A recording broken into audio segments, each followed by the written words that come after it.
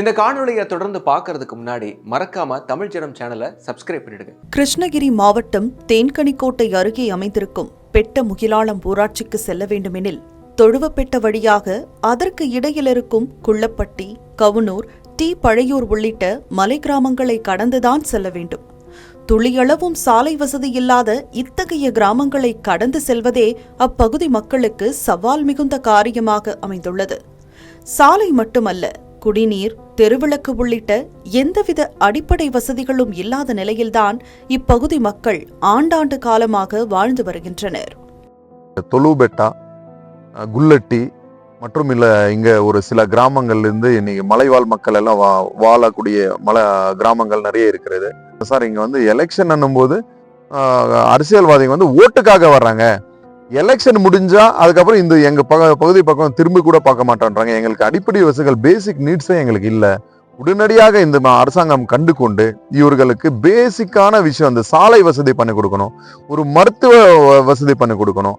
தொழுவப்பெட்டாவை சுற்றியுள்ள மலை கிராமங்களில் மட்டும் சுமார் 500க்கும் அதிகமான குடும்பத்தினர் வசித்து வருகின்றனர். சாலை வசதியும் பேருந்து வசதியும் இல்லாத காரணத்தினால் சுமார் 9 கிலோமீட்டர் தூரத்திற்கு நடந்து செல்ல வேண்டிய சூழலுக்கு அப்பகுதி மக்கள் தள்ளப்பட்டுள்ளனர். அதோடு 10 கிலோமீட்டருக்கு அப்பால் இருக்கும் பள்ளிக்கு செல்ல முடியாத நிலையில் அதிகளவிலான குழந்தை திருமணங்கள் நடைபெறுவதாகவும் புகார் எழுந்துள்ளது. இங்கே தெலுமலை என்ற இடத்துக்கு ரோடு சாலை சுத்தமாகவே சரியில்லை, பஸ் இல்லை, ஏதாவது டெலிவரி ஆச்சுன்னா அழைச்சிட்டு போகிறதுக்கு வசதியும் இல்லை. இடத்துல 3 நாள் டெலிவரி ஆயிடுச்சு. இந்த மாதிரி நிறைய பிரச்சனைங்க எங்களுக்கு இருக்குது. ஒரு பஸ் வேணும், ரோடு சுத்தம் பண்ணணும், தார் ரோடு போட்டு கொடுக்கணும். எங்களுக்கு சாதாரணமான ஜனங்கள் எப்படி இருக்கிறாங்களோ அந்த மாதிரி எங்களுக்கு கொண்டு வந்து நாட்டில் வெளிப்படுத்த வேண்டான்னு கேட்குறேன். ஒவ்வொரு தேர்தலின் போது மட்டுமே தங்களின் பகுதிக்கு வரும் அரசியல் கட்சியினர் சாலை வசதி உள்ளிட்ட அனைத்து வசதிகளையும் செய்து தருகிறோம் என வாக்குறுதி கொடுப்பதும், தேர்தல் முடிவடைந்த பின்பு இப்பகுதிக்கே வராமல் ஏமாற்றுவதுமே தொடர்கதையாகி வருகிறது. பலமுறை வழங்கப்பட்ட கோரிக்கை மனுக்கள் மீது எந்தவித நடவடிக்கையும் எடுக்காத ஆட்சியாளர்களால் வரும் சட்டமன்ற தேர்தலை புறக்கணிக்கப் போவதாக மலை கிராம மக்கள் ஒன்று கூடி முடிவெடுத்துள்ளனர்.